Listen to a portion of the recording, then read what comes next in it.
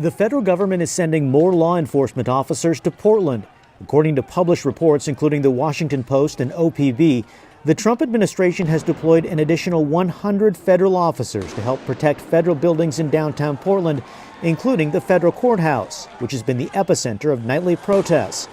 This weekend saw thousands of people demonstrating for racial justice, followed by overnight clashes between federal officers and protesters. The feds say some demonstrators lit fires, set off fireworks, and breached a huge fence set up to protect the courthouse. There were several nasty confrontations captured on video, including a Vietnam veteran pepper sprayed by federal officers. The cop just snuck up from behind me and just hit me directly in the eyes. I mean, it was a direct hit. He couldn't have gotten me better.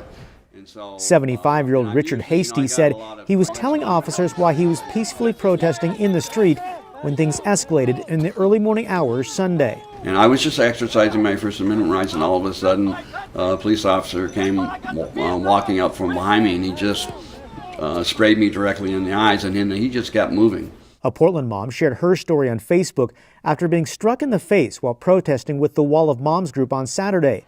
Demonstrators from the Wall of Moms group and Don't Shoot Portland filed a federal lawsuit in Washington, D.C. on Monday against the U.S. Department of Homeland Security, arguing federal officers are violating their free speech, using excessive force, and overstepping their authority.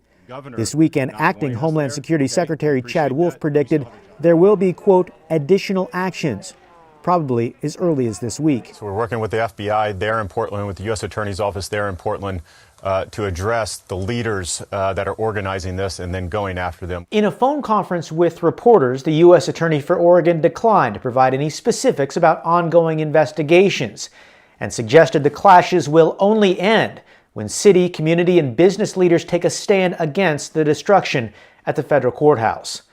Kyle Aboshi, KGW News.